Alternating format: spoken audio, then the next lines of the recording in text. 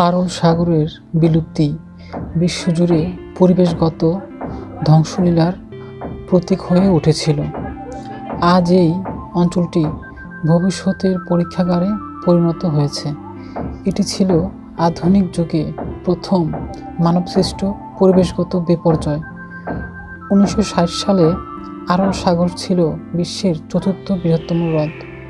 এটি ছিল carp, Greece এবং অন্যান্য সামুদ্রিক প্রাণীতে ভরপুর একটি হ্রদ। সাবেক সোভিয়েত ইউনিয়নের মৎস্য চাহিদার 1/6 পূরণ হতো এই জলাশয় থেকে।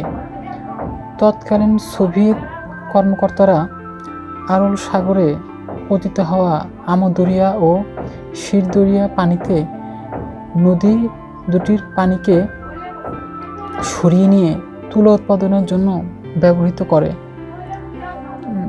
ফলে হ্রদটি শুকিয়ে একসময় লবণাক্ত মরুভূমিতে পরিণত হয়।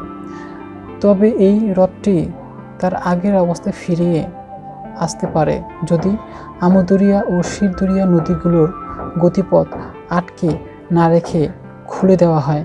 তাহলে হয়তোবা এই শতাব্দীর শেষে হওয়ার আগেই এই হ্রদটি আবার জীবিত হতে পারে। দর্শক, ধূপছা ইনফোটেন একটি তথ্য বিনোদন ভিত্তিক চ্যানেল। যারা ইউটিউব থেকে দেখছেন তারা চ্যানেলটিকে সাবস্ক্রাইব করুন, আর যারা ফেসবুক থেকে দেখছেন তারা পেজটিকে ফলো করুন। আর ভিডিওটিকে লাইক, কমেন্ট, শেয়ার করে আমাদেরকে অনুপ্রাণিত করবেন। এতক্ষণ আমাদের সাথে থাকার জন্য ধন্যবাদ।